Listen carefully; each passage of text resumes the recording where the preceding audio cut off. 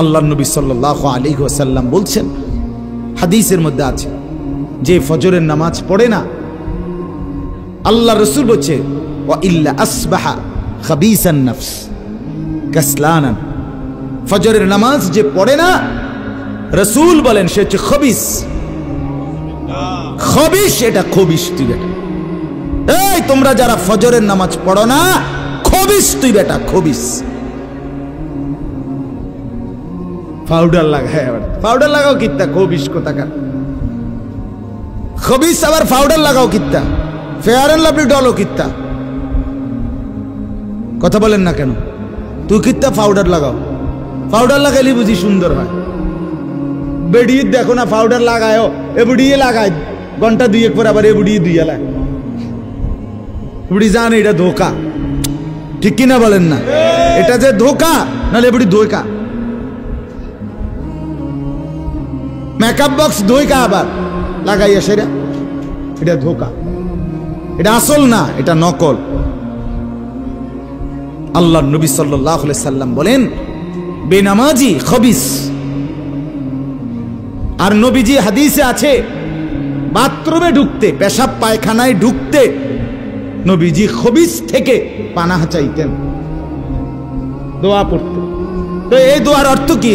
আল্লাহ আমি খবিস থেকে কি চাই? পানাহ চাই। তার মানে নবীজি বুঝাই দিছে উম্মত, পেশাব পায়খানার মধ্যে থাকে খবিস। খবিসের ঠিকানা কোথায়? Bathroom, bathroom, toilet. আল্লাহুম্মা ইন্নী আউযু বিকা মিনাল খুবুসি ওয়াল খাবায়েস। আল্লাহ খবিস থেকে পানাহ চাই। বাথরুমে ঢুকতে পারেন, বেনামাজি খবিস। এই খবিসের ঠিকানা টয়লেট, নাপাক,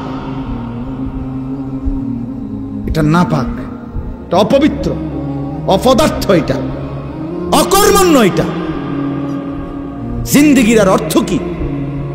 জীবন মানে খানা, জীবন মানে ঘুম, জীবন মানে লজ্জাস্থানের চাহিদা পূরণ, যৌন চাহিদা পূরণ, এই তিন জিনিস।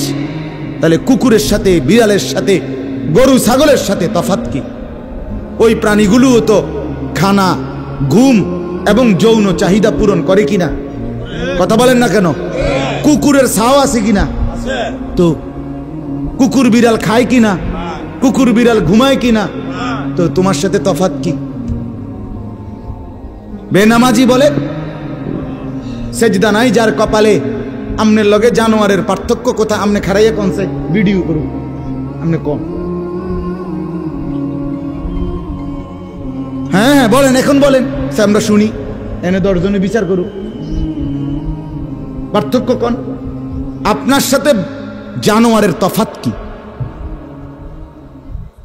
ছেলেরা বলো বাবা, তোমরা যারা মাগরিবের নামাজ পড়ো নাই, হ্যাঁ, লজ্জা কোথায় তোমাদের? শরম কোথায়? এই বেহায়া, কোন লজ্জায় আল্লাহর জমিনে চোখ তুলে তাকাও? হ্যাঁ, নির্লজ্জ। ছি ছি ছি ছি। মুসলমান এত আত্মমর্যাদা বোধহীন হয় কিভাবে? মালিককে চিনে না, বানানেওয়ালাকে চিনে না, গোলামি বোঝে না, সেজদা দিতেও মন চায় না। মুসলমান এত পাষাণ হয় কেমনে? আরে তার মা কোথায়? তার বাবা কোথায়? আরে তুই কোন মার দুধ খাইছত রে? তোরে কি মা দুধ খাওয়ায় নাই? তুই কি বাবার হাতে বড় হও নাই? তুই কি মুসলমানের ঘরে জন্ম নেও নাই? হায় না ফরমান। মা বাপ গুলোকে বললাম, কি ফুতেরে মা আমনে দুধ খাওয়াইলেন? এই অপদার্থ তো সেজদাও দেয় না। হ্যাঁ, এই বাপ, কাল লাগে বিল্ডিং বানাইলেন? এই হাইওয়ান তো সেজদাও দেয় না। কাল লাগে সোফা বানান, মাত বুড়ি দেহান, চা দোয়ানে বইয়া গপ মারেন, জিফুত লইয়া বালা আসি, কিতা বালা? এ ফাঙ্গাস আর তেলাপিয়া খান যে, এ কারণে বালা। হ্যাঁ, এ ফার্মের মুরকা আর কক মুরকা, দুন্দুল আর করলা, দৈন্যা তার কাঁচামরিচ, টমাটো আর শশা, এই তো খানা। আর কিতা কথা বলে? নার কি ঘুরে গেলে তো ফাঙ্গাস তেলাপিয়ে। দুনিয়ার বেশি কি ভোগ করছি আমরা? খুব আশ্চর্য কিছু, অনেক কিছু দুনিয়া ভোগ করছি আমরা। এটুকু দুনিয়া ভোগ করছেন বলে এ ফান কদ্দুর খান, বিড়ি খান, চা খান, বন খান, টেলিভিশনে মানুষের বেডির নাচ চান। আমনের বেডি তো আর নাচে না, নাচে মানুষের বেডি। কথা বলেন না? এতটুকু দেখেই দুনিয়া ভোগ করছেন বলে খুশি হয়ে গেলেন, তৃপ্ত হয়ে গেলেন, মজা পেয়ে গেলেন। আহা, আফসুসের ব্যাপার। এত লম্বা আখিরাত কেমনে পার হবেন? এত লম্বা কবরের জিন্দেগি কেমনে পার হবেন বলেন তো? নূহ আলাইহিস সালামের জামানায় যারা মারা গেছে তারা আজ কত হাজার বছর কবরে পড়ে আছে। ইব্রাহিম আলাইহিস সালামের জামানায় যারা মারা গেছে তারা আজকে কতদিন কবরে পড়ে আছে। হ্যাঁ, আবু জেহেল আজকে কত বছর কবরে পড়ে আছে? 1450 বছর, আরো বেশি, 1450 বছর ধরে পড়ে আছে কবরে। এরপরে তো হাসরের মাঠ, এরপরে তো ফুলসেরা, এরপরে তো জাহান্নাম, আর তো রইছে। তাহলে দুনিয়ায় থাকলি কতদিন, কবরে পড়ে রইলি কতদিন? আপনি বলেন। আবু জেহেল দুনিয়াতে ছিল 800 বছর, কথা কন না? আবু লাহাব দুনিয়াতে জীবিত ছিল 900 বছর, তো কবরে আছে কত বছর? তো বাঁচছে কয় বছর? নাহলে 60 বছর, নাহলে 70 বছর, ঠিক কিনা বলেন? তাহলে দুনিয়ায় ছিলি কতদিন, কবরে আসত কতদিন? আচ্ছা, এই কথাই এখনই মনে হইল। হ্যাঁ, এরপরে তো সামনেরটি রয়েছেই মিয়া। এখনো তো কিয়ামত আসে নাই, এখনো তো ইসরাফিল ফু দেয় নাই। একবার ফু দিবে, সব কবরে যাবে, আবার ফু দিবে, হাসরের মাঠ কায়েম হবে। আবার হাসরের মাঠের একদিন, খোদার কসম এই কোরআনে আল্লাহ বলছে, হাসরের ময়দানের এখন একদিন, প্রতি একটা দিন কয় ঘন্টা? হাসরের একদিন আল্লাহ বলছে 50,000 বছর, 50,000 সানা, 50,000 বছর। হাসরের ময়দানের পুরা সময় না, একদিন, একদিন। পুরা হাসরের মাঠ কতদিন সেটা আল্লাহই জানে। প্রিয় বন্ধু আমার, নষ্ট হয়েন না।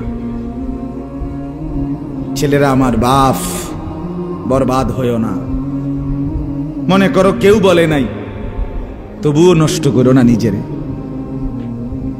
বাবা বলে নাই, মা বলে নাই, সর্দারে বলে নাই, মাতবরে বলে নাই, গ্রামের মুরব্বীরা বলে নাই, কেউ তোমারে কিছু বলে নাই, তবুও তুমি নিজেরে নষ্ট করে দিও। হযরত ইব্রাহিম আলাইহিস সালাম, পুরা কওম, আপন মা, আপন বাপ, সবাই মূর্তি পূজক, কেউ তো ওনাকে ইমানের দাওয়াত দেয় নাই, তবুও সেই ছোট্টবেলা থেকে তিনি ওইখানে থেকেই উনি খুঁজে নিছেন আল্লাহকে। কাকে খুঁজে নিছেন? আল্লাহকে খুঁজে নিছেন, আল্লাহকে তালাশ করে নিছেন। কওমের লোকেরা বলছে যে তারকা এটা রব। বলছে আচ্ছা ঠিক আছে, দেখি তো। কিছুক্ষণ পরে তারকা ডুবে গেছে। বলছে কই, রব আবার ডুবে কেমনে?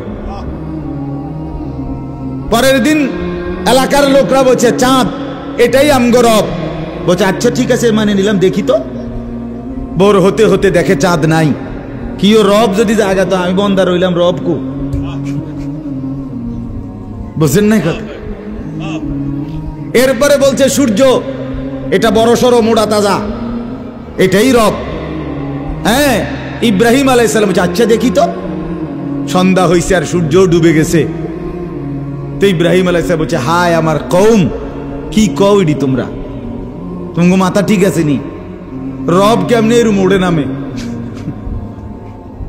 রব এমন হয় কেন? বানানেওয়ালা এত দুর্বল হবে কেন?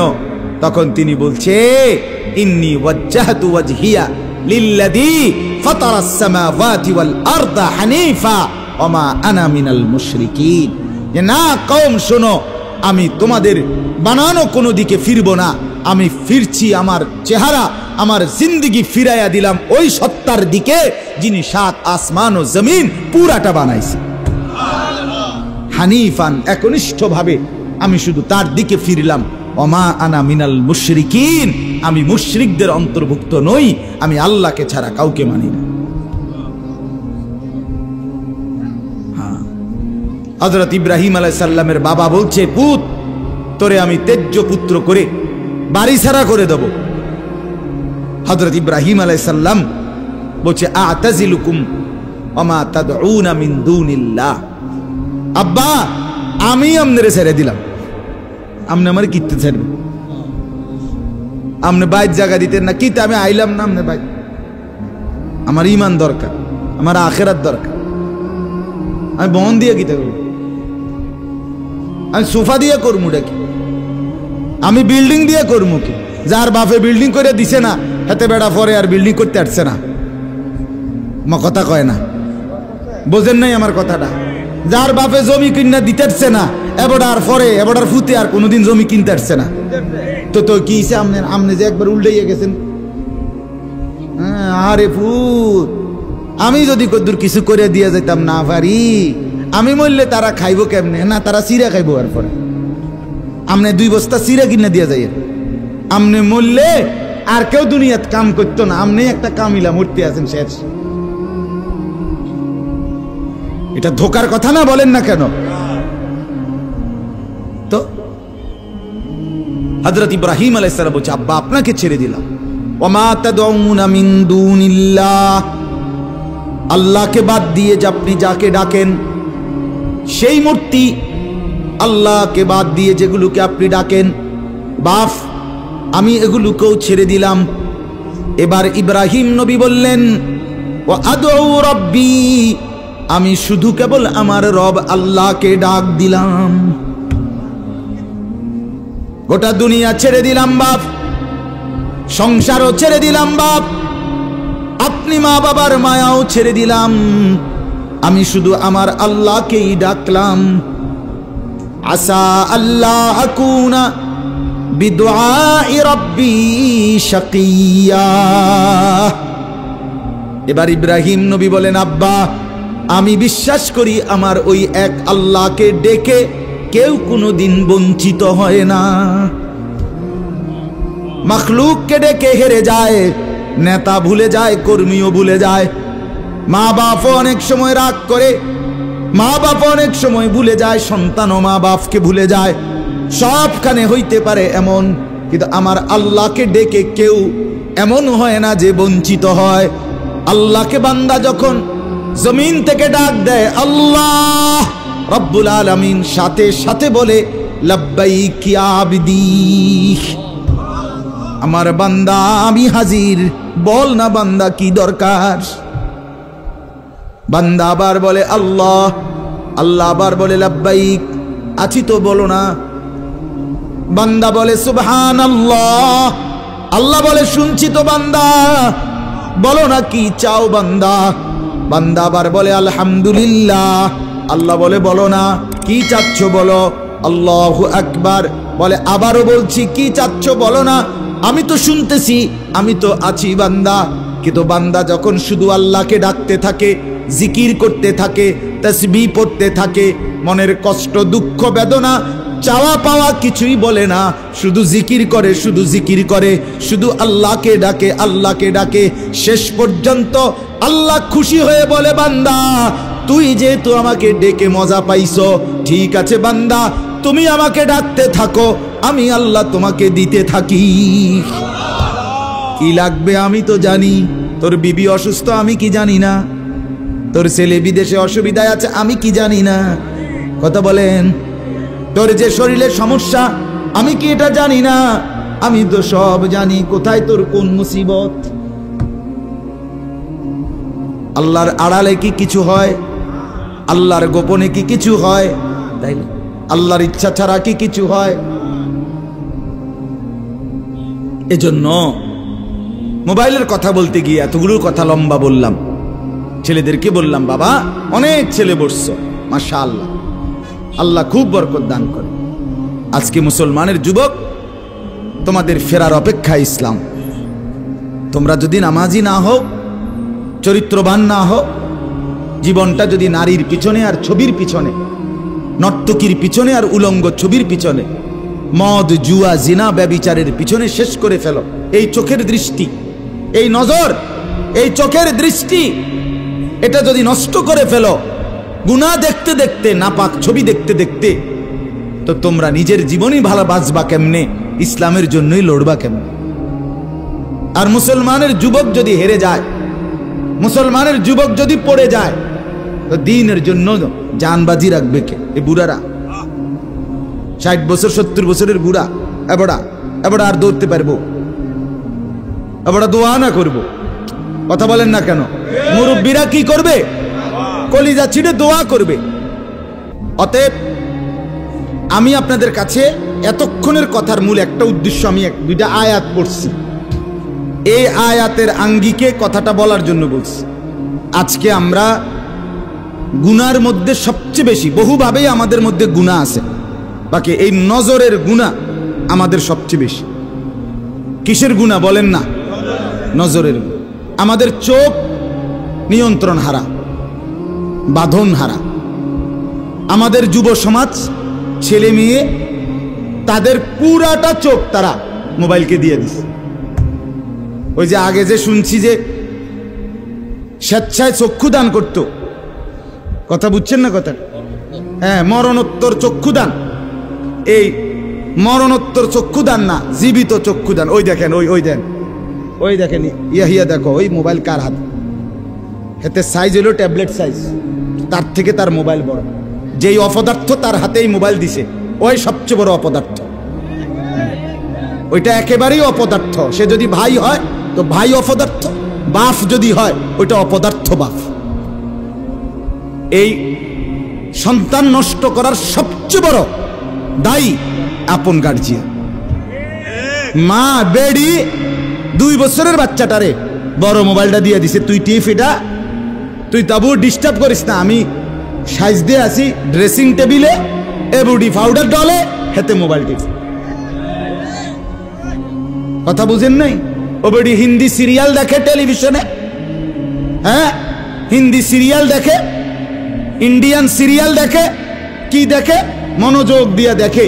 হিন্দি সিরিয়ালের সবগুলোর মূল বৈশিষ্ট্য হলো স্বামী স্ত্রীর ঝগড়া, শাশুড়ির থেকে জামাইরে কেমনে আলাদা করতে হবে, দেবর ননদের কেমনে স্বামীর থেকে বিচ্ছিন্ন করতে হবে, মানে সংসার কিভাবে তছনছ করবে, এটা হলো ওই বেঈমানদের সবচেয়ে বড় ষড়যন্ত্র।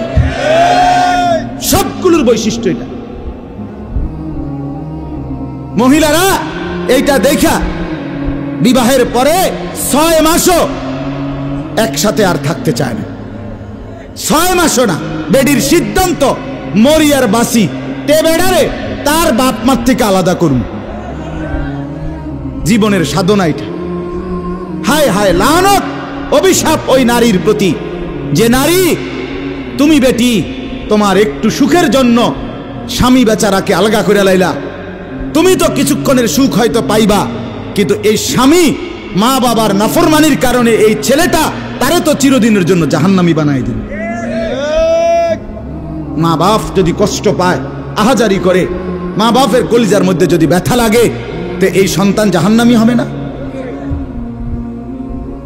বলে। এজন্য আমরা প্রত্যেকেই এই কথাটা বলতেছিলাম, আজকে আমাদের সবচেয়ে বড় গুনাহ আমাদের ছেলেদের, আমাদের মেয়েদের, আমাদের নারীদের, আমাদের পুরুষদের, আমাদের জওয়ান, আমাদের বুড়া, আমাদের যুবতী, আমাদের বৃদ্ধা, সবার একটাই বড় রোগ। আমরা চোখ অনিয়ন্ত্রিত। বুড়া মানুষও টেলিভিশন চায়, বুড়া চাচা বাঁকা হয়ে গেছে, কাশে বেরামে ধরে গেছে, কিন্তু এবার টেলিভিশন সাউন্ড, বেডির সাউন্ড, চা দোকানে নাচ গান দেখার অভ্যাস ছোটে নাই। এমন অভ্যাস আছে কিনা বলেন না? যার নাই হেবড়া রাগ না হইলে ভালো। আর যে বেটা রাগ হইলে, আপনার এই অভ্যাস থাকলে, আপনার রাগ হইলেই কি আর আসলেই কি। অতএব নজর নিয়ন্ত্রণ করা চাই, নজর হেফাজত করা চাই, নজর সুন্দর করা চাই। অতএব আমার বাপ, আমি আপনাদের কাছে কোরআনুল কারীমের এই 2টা আয়াতের তরজমা শুনাইতে চাই। এটা পুরুষদের জন্য, নারীদের জন্য। উভয়টা।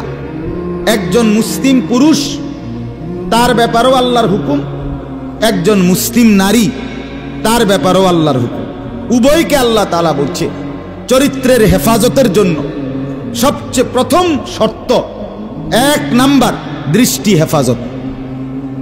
কোনো মানুষের চরিত্র সুন্দর কিনা এটার প্রমাণ তার নজর ঠিক কিনা। আমরা ওই কথা শুদ্ধ কয়, ফ্যান ফিনছে, শার্ট গাও দিছে, স্প্রে লাগাইছে, কথাবার্তা এমনি কুমাইয়া কয় জি জি জি আঙ্কেল কেমন আছেন, ভালো আছেন, এ আর মাশাআল্লাহ দেখছুনিও ভদ্র ভদ্র ভাইয়া পড়তে আছে একবারে বড়। না না না না, 1 নাম্বার পবিত্রতা, সুন্দর উত্তম আখলাক, সৎ চরিত্রবানের 1 নাম্বার বৈশিষ্ট্য হলো যে যার চক্ষু নিরাপদ, যে চোখ নিরাপদ রাখে। 1 নাম্বার এটা আল্লাহ তাআলা বলেন। আর চূড়ান্ত হলো যে নিজের লজ্জাস্থান হেফাজত করে। এই 2 দিকের বেড়া, মাঝখান দিয়ে এর ভিতরে যা আছে সবগুলো এতে নিয়ন্ত্রিত হবে। যে নিজের চোখকে হেফাজত করে, নামাইয়া রাখে ভিন নারী, হ্যাঁ, যেই দৃশ্য দেখা, যেই ছবি, যেই নাচ গান, অশ্লীল দৃশ্য, হ্যাঁ, উলঙ্গ ছবি, বেপর্দা নারী, ভিন নারী, যাকে দেখার আমার কাছে অনুমতি নাই, আল্লাহ অনুমতি দেন নাই, তার থেকে নজর যে নামিয়ে রাখে এবং নিজের লজ্জাস্থান যে হেফাজত করে, আল্লাহ কোরআনে বলছে যালিকা আজকা লাহুম, এটাই হচ্ছে সর্বশ্রেষ্ঠ পবিত্রতা। এটাই হলো সর্বশ্রেষ্ঠ, কি বলেন না, পবিত্র, সেই বড় পবিত্র। এবার এই শুদ্ধ কথা কোক আর সিটেঙ্গা কথা কোক, কথা নোয়াখাইল্লা হোক আর সিলিটটা হোক, এটা দেখার বিষয় না। দেখার বিষয় হলো তার নজর দৃষ্টি এটা নিচের দিকে কিনা, আর লজ্জাস্থান হেফাজত কিনা। এই দেখেন আল্লাহ কি বলে শোনেন। 18 নম্বর পারা 24 নম্বর সূরা, সূরায়ে নূর, এই সূরার 30 নম্বর আয়াত। আল্লাহ তাআলা বলেন, কুল, হে নবী আপনি বলুন, লিল মুমিনিন, সমস্ত মুমিন পুরুষদেরকে, পুরুষদেরকে মানে এই হুকুম কার্যকর শুরু হবে যেই ছেলেটা সাবালক হইছে, যেই মেয়েটা সাবালক হইছে, ওই দিন থেকে 100 কার্যকর। কোন ছেলের উপরে যেদিন গোসল ফরজ হয়েছে, প্রথম যেদিন তার বীর্যপাত হয়েছে, সেদিন থেকেই সে সাবালক, প্রাপ্তবয়স্ক, সেদিন থেকেই সে যুবক, সেদিন থেকে ইসলাম মানা পুরাটা 100 তার উপরে ফরজে আইন। ওই দিন থেকে তার 1 মিনিট 1 সেকেন্ড হিসাবের বাহিরে হবে না। প্রতি সেকেন্ড নিঃশ্বাসের জন্য তাকে মৃত্যু পর্যন্ত, মানে বালেগ হওয়ার দিন থেকে মৃত্যু পর্যন্ত যে হায়াত পাইছে যেদূর, আল্লাহর কাছে হিসাব দিতে হবে তদ্দূর। রাতের হিসাব, দিনের হিসাব, হাঁটলে বসলে উঠলে খাইলে ঘুমাইলে, এমনকি নিঃশ্বাসের হিসাবও খোদার কসম আল্লাহর কাছে দিতে হবে। কোন মেয়ে যেদিন তার প্রথম মাসিক শুরু হয়েছে 13-14 বছর বয়সে, সেদিন থেকে সে প্রাপ্তবয়স্কা, সাবালিকা, সে যুবতী। অতএব সেদিন থেকে মৃত্যু পর্যন্ত তার হায়াত যতদিন পাইছে, একদিনের ভালো মন্দ, জায়েজ না জায়েজ, হালাল হারাম, বৈধ অবৈধ, সবকিছুর হিসাব সে আল্লাহর কাছে দিতে হবে। কথা বুঝলেন কিনা আপনি? হ্যাঁ, এটা জরুরি, এটা জরুরি। স্বামীর কারণে, শ্বশুরের কারণে, স্ত্রী মহিলা বলেন আমার স্বামী বাধ্য করছে দেবরের সাথে দেখা করা, স্বামী বাধ্য করছে ভাসুরের লগে দেখা করতে, খোদার কসম স্বামী যদি আসমান ভাঙ্গাও মাথাত ফালায়, তারপরও স্ত্রীর জন্য এই কথা মান্য করা স্বামীর হারাম। আর স্বামী যদি এই হারাম কাজের জন্য বাধ্য করে স্ত্রীকে, এই স্বামী জালেম। এই স্বামী কি বলেন না কেন, শাস্তো ভাই, জ্যাঠতো ভাই, খালতো ভাই, ফুফাতো ভাই, দুলা ভাই, তারারে কইছে বাদ বাইরা দাও, তুমি আজ্ঞায় দাও, তারা মেহমান, সব সময় কি আর আইয়েনি? হ্যাঁ, যেই স্বামী বলে, যেই শ্বশুর বলে, এই উভয়টাই জালেম, নিকৃষ্ট পাপী, সীমা লঙ্ঘনকারী, সীমা লঙ্ঘনকারী। কোনো সন্দেহ না, কোনো সন্দেহ। আল্লাহকে, আল্লাহর হুকুমের বিরোধিতা করে মাখলুকের হুকুম মানা অনুমতি নাই, অনুমতি নাই। হযরত ইব্রাহিম আলাইহিস সালামের বাবা ওনাকে মূর্তি পূজা করতে বাধ্য করতে চাইছে, করছে না? কইছে না যে নরে তেজ্য পুত্র করে দেবো বেড়া? কোরআনের আয়াত। ইব্রাহিম আলাইহিস সালাম বলছে আমনেরে আমি ছেড়ে দিলাম। কিসের জন্য? ঈমানের জন্য। কিসের জন্য বলেন না? ওয়া ইন জাহাদাকা আলা আন তুশরিকা বি মা লাইসা লাকা বিহি ইলমুন ফালা তুতি'হুমা ওয়া সাহিবহুমা ফিদ দুনিয়া মা'রুফা। কোরআনে আল্লাহ বলেন, তোমার মা বাপ যদি তোমাকে আমি আল্লাহর সাথে শিরিক করতে বলে, তুমি কোনোভাবেই তার অনুসরণ করবে না। হ্যাঁ, তবে মা বাবার সাথে কষ্টদায়ক আচরণ করবে না, ব্যবহার করবে ভালো, ব্যবহার করবে উত্তম, তার গায়ে হাত দিবে না, তারে ধাক্কা দিবে না, তারে গালি দিবা না, তারে ধমক দিবা না, কিন্তু তার কথা মানবা না। কোন কথা? আল্লাহর নাফরমানির কথা, শিরিক, কুফর, নাজায়েজ, হারাম, হারাম। সেদিন আমার কাছে এক যুবক ভাই জিজ্ঞেস করছে কথা, যে তার বাবা তাকে বাধ্য করতেছে তার দোকান দেখাইয়া 5 লাখ টাকা সুদে টাকা নিয়ে দিতে। মন নাই? আমি পরিষ্কার আমরা বলছি যে অসম্ভব কথা। তোমার বাপ প্রয়োজনে তোমারে ঘর থেকে বের করে দিবে, দেও। এক তো তুমি তারে গালি দিও না, কিন্তু তুমি তার এই কথা মান্য না। এই কথা মানার অধিকার, যেটা আল্লাহ হারাম করছেন সেটা বাবার কথার কারণে হালাল। আরে বলেন না কেন? যেটা আল্লাহ হারাম করছেন সেটা স্বামীর কথার কারণে হালাল।